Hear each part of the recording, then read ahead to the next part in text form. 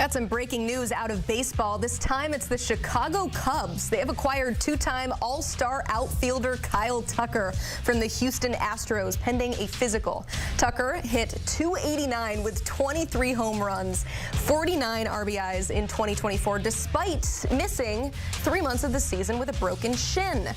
Let's take a look at the particulars of this deal. The Cubs are sending infielder Isaac Paredes, also pitcher Hayden Wesneski, and third base prospect Cam Smith.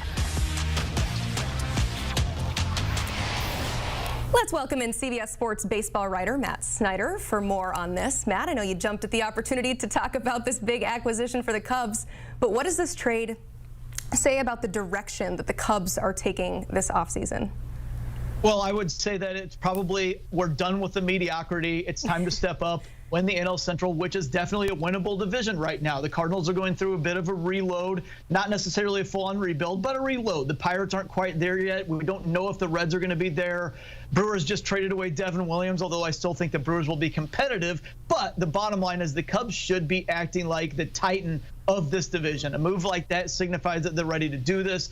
Tucker is a year away from free agency. This might look a little bit similar to the Yankees trading for 1 year of Juan Soto last year, but they were closer to a World Series team than the Cubs are right now. So the Cubs need to continue to make moves, but it's a step in the right direction because I said all year last year for this 83-win team, it's a team full of supporting characters. They need some main characters. Tucker is a main character. With the move that gives Jed Hoyer some more flexibility to maybe make some more moves, I think Cody Bellinger to the Yankees is a big possibility. Nico Hoerner still might get traded. It might free them up to do something like sign Alex Bregman to play third base and put top prospect Matt Shaw at second. There's a lot of possibilities here, but it all starts with going out and getting a superstar right fielder who is a main character to sit right in the middle of that lineup, probably. You mentioned Alex Bregman and how this could potentially impact their ability to re-sign him. So when we look at one side of the trade, let's look at the other side. What do you make of this from the Astros perspective? Yeah, Isaac Paredes, he could slot at third base, but he could also play first base. They have a hole at first base. They were looking at him in front of the trade deadline last year to play first base. On the opposite side of the infield is Bregman. Right now with Bregman as a free agent, they do have some flexibility there. They could bring Bregman back, put him at third, put Paredes at first base, or top prospect Zach Vicento could figure in the mix here. He could play either.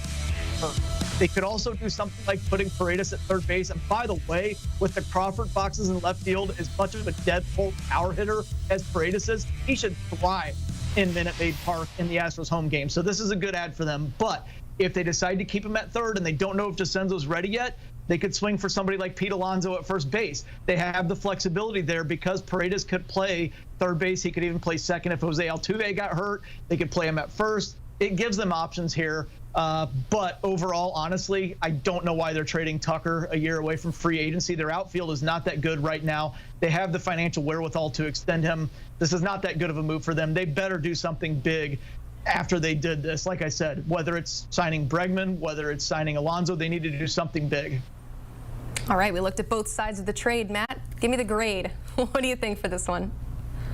The Cubs, I'm going to say a B to B plus. I'll go B plus for now. I think it's a great move for them for now, but maybe closer to an incomplete, because if you're going to make this move, you need to keep going. They need to do a lot more to make sure that the NL Central is their division to lose. I don't necessarily think they're there yet. I think they have the potential to get there, but you can't just stop with this one move. Hoyer needs to keep going. He needs to complete that Bellinger trade, I think, to the Yankees, see what he wants to do with Nico Hoerner and Matt Shaw, see where they're going to go from there if they can add another main character type like Tucker. But I really like the move for now, B plus. On the Astros end, I'll go D.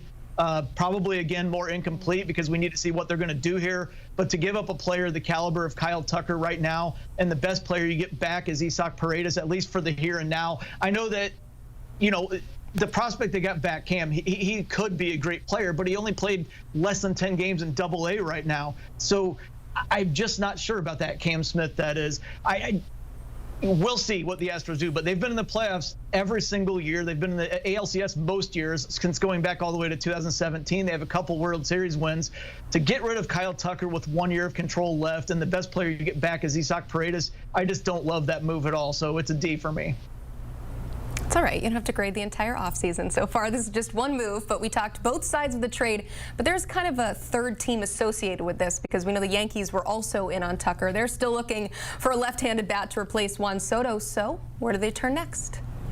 Yeah, it's a bit of a domino effect. Right when Soto got traded, everybody heard that the Kyle Tucker came on the market, and it was like, hey, Tucker's kind of a poor man's Juan Soto right here. He's definitely not Soto, but he's very good. A year away from free agency. He will cost a lot less when he gets to free agency than Soto did. So the Yankees could pull this off, but part of the reason they made that Soto trade, they don't have as many prospects left to deal for Kyle Tucker. So the Cubs won that deal, but the domino effect now says the Cubs are looking to trade Bellinger to offload some of that money. The Yankees are a great fit for Cody Bellinger with that left-handed pull-heavy swing, the short porch in Yankee Stadium down the right field line. A very good fit there. So I do think we're going to see Bellinger end up in pinstripes. So he's going to be, if you will, the Juan Soto replacement, even though he can't replace Juan Soto. Not many guys could.